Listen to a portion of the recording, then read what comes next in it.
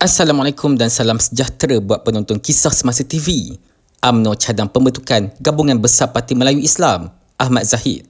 UMNO menyatakan hasrat untuk membentuk sebuah gabungan besar yang melibatkan beberapa parti politik Melayu Islam bagi mewujudkan penyatuan dari segi pemikiran dan gerak kerja dalam usaha memperkukuhkan agenda Melayu dan Islam. Presiden UMNO Datuk Seri Ahmad Zahid Hamidi berkata, cadangan itu telah mendapat persetujuan sebulat suara daripada perwakilan selepas dibentangkan dalam perhimpunan parti. Kita akan mengadakan perbincangan dengan kepimpinan utama semua parti yang berhasrat mengadakan kolaborasi ini. Beliau menambah kolaborasi itu bersifat longgar dan bukan penubuhan sebuah parti politik baru, namun disifatkan sebagai langkah awal yang penting ke arah penyatuan yang lebih besar. Dalam pada itu, Zahid berpandangan gabungan berkenaan mempunyai pendekatan yang berbeza berbanding dengan Muafakat Nasional. Oleh itu, beliau menolak penggunaan istilah Muafakat Nasional 2.0 dengan menjelaskan bahawa Muafakat Nasional telah didaftarkan sebagai sebuah pertubuhan, bukan kerajaan, dan tidak sesuai digunakan semula bagi kerangka kerjasama baru tersebut.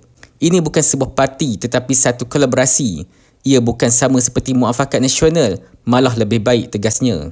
Kita tidak menggunakan istilah Muafakat Nasional kerana ia telah didaftarkan sebagai sebuah NGO. Kolaborasi ini adalah pendekatan baru. Beliau menegaskan usaha tersebut bertujuan mewujudkan kesepaduan pemikiran dan tindakan politik Melayu Islam secara lebih tersusun dalam menepani cabaran semasa lanskap politik negara.